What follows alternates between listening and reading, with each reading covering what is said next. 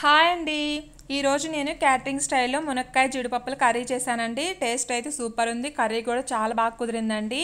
ఈ కర్రీ రైస్లోకి చపాతీలోకి రెండిట్లోకి బాగుంటుంది. మీరు ఒకసారి ట్రై చేయండి ఫ్రెండ్స్. ఈ కర్రీ నేను మా పెద్దోదని దగ్గర నేర్చుకున్నాను. తను కర్రీస్ చాలా బాగా చేస్తుంది అనమాట.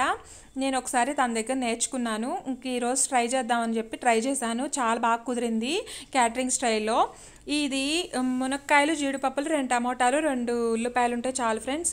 ఇందులో కావాల్సిన మసాలా తెలుసు: గసగసాలు, చెక్క, లవంగం, ధనియాలు, జీడిపప్పులు, పచ్చి కొబ్బరి చిన్న ముక్క, చిన్న రబ్బ చింతపండు, అన్ని పుచ్చగింజలు. ఈ మసాలా తెలుసులు ఇవన్నీ వేసుకుంటే చాలు. చూసుకొని వేసుకోండి. ఇవి గ్రేవీ బాగా ఒదిగిద్ది అనమాట. చిన్న స్పూన్తో నేను తీసుకున్నానండి. ఇంట్లో మనుషులను బట్టి గ్రేవీ ఎక్కువ కావాలంటే ఎక్కువ, తక్కువ కావాలంటే తక్కువ చూసుకొని వేసుకోండి. మసాలా దినుసులు ఈ మాత్రం జీడిపప్పులు, పుచ్చగింజలు, గసగసాల ఈ మూడిటి వల్ల గ్రేవీ ఒదిగిద్ది. అందువల్ల చూసుకొని వేసుకోండి. అవి లైట్గా ఫ్రై చేయాలండి. సిమ్లో పెట్టి ఫ్రై చేసుకోవాలి. లేకపోతే మాడిపోయినాయి అంటే మళ్ళీ కర్రీ స్మెల్ మారిపోయింది అనమాట. అందువల్ల చూసుకొని ఫ్రై చేసుకోండి. దాని తర్వాత జీడిపప్పులు ఫ్రై చేసుకొని పక్కన పెట్టాను. చూసారు కదా, నా దగ్గర పచ్చి బఠానీలు కూడా ఉన్నాయండి. అందువల్ల కర్రీలో అవి కూడా వేసాను అనమాట కర్రీలో. ఇది ఇందాక 2 టమాటాలు, ఉల్లిపాయలు చూసారు కదా, ఆ 2 కట్ చేసి ఆ మసాలా దినుసులతో పాటు మిక్సీ పట్టానండి. అదే ఈ గ్రేవీ. ఆయిల్ కొంచెం ఎక్కువే పట్టిద్దండి. ఆయిల్లో వేసేసుకొని మసాలా బాగా ఫ్రై చేయాలి. అల్లం పేస్ట్ అప్పుడే ఫ్రెష్గా దంచుకొని వేసుకున్నాను. ఈ రెండింటిని పచ్చివాసన పోయేదాకా ఫ్రై చేసుకోవాలి బాగా మూత పెట్టుకొని. కానీ ఈ కర్రీ దగ్గరుండి చూసుకోవాలండి, లేకపోతే మాడిపోయిందంటే కొంచెం మళ్ళీ స్మెల్ మారిపోయింది. ఇందులో కరివేపాకు కానీ, కొత్తిమీర కానీ, పచ్చిమిరకాయ మాత్రం వేయరండి. మరి ఎందుకో తెలియదు నాకు.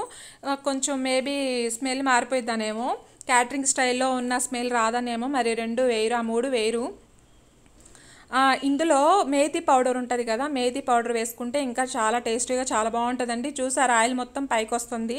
ఆ టైంలో పసుపు, ఉప్పు వేసుకొని కలుపుకోవాలండి. ఇది పచ్చివాసన పోయేదాకా మనకి స్మెల్ వచ్చిందండి, మంచి స్మెల్. ఆ టైంలో ఈ మునక్కాయలు ఇవన్నీ వేసేసుకోవాలి. నేను పచ్చి బఠానీలు కూడా వేసేసాను. ఈ 2 వేసేసి మూత పెట్టేసుకోవాలండి. కొంచెం సేపు అలా ఉంచేసి ఆయిల్ చూసారా పైకి వచ్చేస్తుంది. ఆ టైంలో కారం వేసేయండి. కారం మీరు కొంచెం ఎక్కువ కావాలంటే వేసుకోండి, స్పైసీగా కావాలంటే. మా బాబు వల్ల కొంచెం తక్కువ వేసాను. ఇంకా తగినన్ని వాటర్ పోసుకోండి. గ్రేవీ ఎక్కువ వస్తుందని చెప్పాను కదా, చూసారా, నేను తీసుకున్న చిన్న స్పూన్తోనే చూసారా గ్రేవీ ఎలా వచ్చిందో. అందువల్ల మీరు ఆ మసాలా దినుసులన్నీ చూసుకొని తీసుకోండి, ఇంట్లో మనుషులను బట్టి. ఆ గ్రేవీ చూసారా వాటర్ పోయగానే ఎలా వచ్చిందో. తగినన్ని వాటర్ పోసుకోండి. ఇంకా మూత పెట్టేసి బాగా ముక్క ఉడికేదాకా ఆయిల్ మొత్తం చూసారా ఎలా వచ్చిందో. ముక్క మాత్రం జ్యూసీగా చాలా బాగుందండి. టేస్ట్ చాలా బాగా కుదిరింది. కూర మాత్రం మీరు ఒకసారి ట్రై చేయండి ఫ్రెండ్స్. ఈ వీడియో మీకు నచ్చినట్టయితే లైక్, షేర్, సబ్స్క్రైబ్ చేసుకోండి.